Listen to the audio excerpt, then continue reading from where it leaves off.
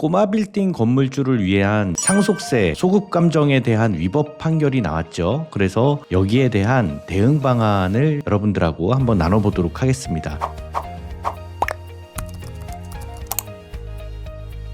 안녕하십니까, 주리세 채널 여러분, 최인용 세무사입니다. 오늘은 꼬마 빌딩 건물주를 위한 상속세 이미 신고를 준비하고 계신 분들이거나 아니면 신고 후에 조사로 인해서 소급과세 되신 분들 한번 같이 들어주시고 잘 대응하시도록 안내하는 그런 내용으로 한번 봤습니다. 꼬마 빌딩 상속신고 소급과세에 대한 위법 판결이 나온 거에 대해서 우리가 대응 방안을 알려면요, 재산의 평가 방식의 차이에 대해서 시가평가에 대한 법률의 방법이 있는데 소급과세 위법 판결에 대한 내용은 시행령을 가지고 한 내용이 있어서 그런 내용들이 형평성을 저해한다 판결이 난 거거든요. 그러니까 이 시가평가 방법에 대한 내용도 저희가 간단하게 살펴보고요. 특히 지금 상속세 신고를 준비하고 계신 분들이거나 아직 상속이 개시되지 않으신 분들은 어떻게 준비를 하는 게 유리하냐, 상속세 신고 전에 우리가 가감정을 받아볼 거냐 말 것이냐 이런 것들을 어떻게 준비해야 될지를 여러분들한테 알려드리도록 하겠습니다. 그리고 상속세를 신고를 하고 또 이런 국세청의 사후적인 감정평가로 인해서 상속세금을 추징당하신 경우에는 어떻게 준비를 하면 되겠느냐, 경정청구가 언제까지 가능하냐, 이런 시점들이 굉장히 중요하기 때문에 여러분들에게 알려드리도록 하겠습니다. 그래서 꼬마 빌딩 같은 경우에요, 미리 준비하지 않으면 상속세로 국가에 내거나 아니면 팔게 됩니다. 가족들한테 남아있지 않게 되는 경우가 있기 때문에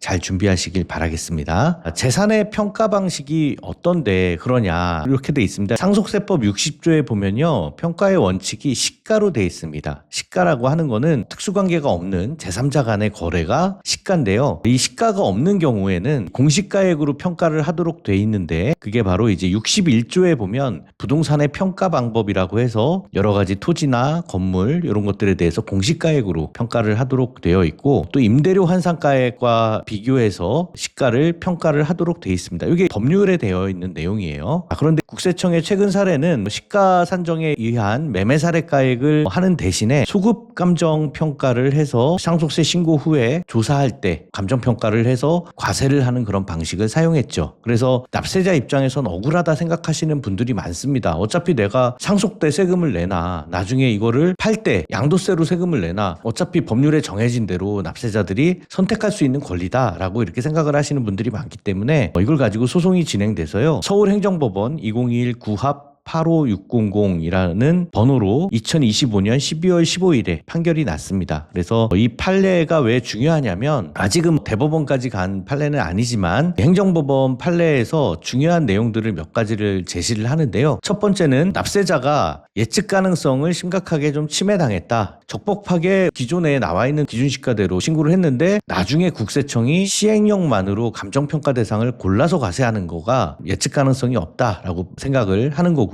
두 번째는 과세 형평성이죠. 특정인만 사후 감정을 해서 평가를 하는 거는 굉장히 불공정하다라고 이렇게 판단을 하는 그런 내용입니다. 또 마지막으로 조세 법률주의가 위반됐다. 그래서 세금이라고 하는 거는 국회가 만든 법률에 근거해서 해야 되는데 이 시행령은 대통령령이죠. 그래서 대통령 마음대로 감정평가 대상을 선택을 한다거나 금액을 갖다가 범위를 정한다거나 하는 것들이 법적 근거가 좀 미비하다라는 취지로 판례가 나왔습니다. 그래서 대법원까지 판결이 나오면 어떻게 될지는 한번 지켜봐야 되겠지만 논리가 근거가 없는 것이 아니기 때문에 대법원 판례까지 이길 가능성도 있지 않겠느냐 이렇게 예측을 하시는 분들도 많이 있는 것 같습니다. 그러면요, 꼬마 빌딩 아직 신고를 하지 않은 경우에 신고를 준비하는 단계에서 감정평가를 해야 할까요, 말아야 될까요, 이런 질문들이 많이 있습니다. 지금 저희도 이제 신고하는 건들에 대해서도 같이 이제 고민을 하고 있는데요. 첫 번째는 감정평가는요, 준비를 하는 게 어느 정도는 좋습니다. 왜냐하면은 이제 현재 상속세를 내는 게 유리한지 아니면 나중에 양도세를 내는 게 유리한지를 먼저 판단을 해보는 거죠. 그래서 정식 감정 평가를 받지 않더라도 가감정 평가 정도는 받아서 감정 평가 준비를 미리 해서 세무 전문가하고 어떻게 전략적으로 좀 신고를 할 것인가 준비하는 게 굉장히 좀 중요하고요. 또 이 꼬마 빌딩을 상속세를 낼 때 이제 팔려고 하는 그런 케이스들도 많이 있으세요. 가족 간의 분쟁이 있거나 그래서 팔아서 그냥 현금으로 나누는 게 낫겠다, 않겠다라고 하시는 분들 같은 경우에도 사실 문제가 뭐냐면은 임대료를 그동안 관리를 안 해놔가지고 임대료를 맞춰주기가 굉장히 어려워서 요즘 꼬마 빌딩 가격은 올랐는데 임대료가 낮아서 그 이자를 많이 채무를 빌리더라도 그걸 갚을 수가 없는 게 문제가 많습니다. 그래서 임대료가 낮아서 팔리지 않는 문제가 현실에서 많습니다. 그러다 보니까 지금 세금은 소급 평가가 나와서 과세가 나오고 근데 그거에 대한 건물을 팔려고 해도 팔리지도 않고 또 빚을 또 내서 또 세금을 내야 되는 그런 악순환이 어떻게 보면 납세자들한테 발생을 하고 있기 때문에 이런 내용들을 가지고 여러분들이 잘 준비를 해서 전략적으로 신고를 하는 게 유리하겠다라고 생각을 합니다. 그래서 임대료도 미리 현실화하고 또 경우에 따라서 채무를 얻어서 리모델링 같은 거를 해서 상속 재원을 미리 만들어서 자녀들한테 지분 증여를 해서 자녀들이 상속세 재원을 미리미리 만들어 놓을 수 있도록 준비하는 게 오히려 더 중요하다라는 생각이 듭니다. 그러면 이제 앞으로 신고는 준비를 잘 하시면 되고요. 이미 꼬마 빌딩을 소급 감정해가지고 추가 과세가 된 경우에는 그럼 어떻게 해야 되느냐? 이런 분들은요 이미 신고를 했고 상속 조사를 받아서 조사 결정이 나오게 됩니다. 그러면 조사 결정이 나온 날로부터 여러분들이 굉장히 조심하셔야 될 내용이 뭐냐면 기간이 정해져 있다는 거예요. 그냥 무조건 우리가 상속 결정이 나오면 경정 청구를 통해서 돌려받을 수 있느냐? 아닙니다. 지금 대법원 판례가 나오기 전까지 경정 청구가 된 내용들은요 그냥